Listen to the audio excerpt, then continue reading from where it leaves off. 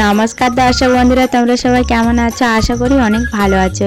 এই যে দেখছো, এটা শুধুমাত্র বাঁধাকপি আর ডিম দিয়ে বানিয়েছি।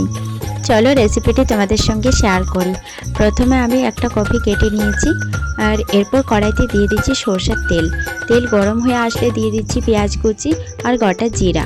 পেঁয়াজগুলো একটু ভেজে নিচ্ছি, আর এরপর দিয়ে দিচ্ছি লঙ্কা কুচি আর কেটে রাখা কপিগুলো দিয়ে দিচ্ছি, আর দিয়ে দিচ্ছি লবণ, হলুদ আর লঙ্কা গুঁড়ো।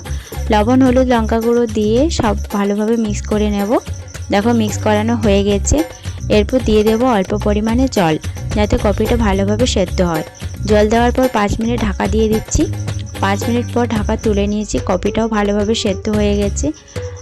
এরপর এর ওপরে দিয়ে দিচ্ছি দুটো ডিম দিয়ে দিয়েছি। এরপর এর উপরে দিয়ে দিচ্ছি কালো জিরা আর অল্প পরিমাণে লঙ্কা গুঁড়ো।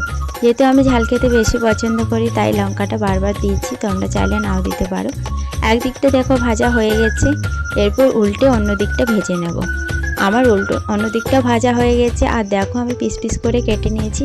তোমরা একবার বাড়িতে বানিয়ে খেয়ে দেখবে, সত্যি খুবই সুন্দর লাগে। ততক্ষণে সবাই ভালো থেকো, বাই।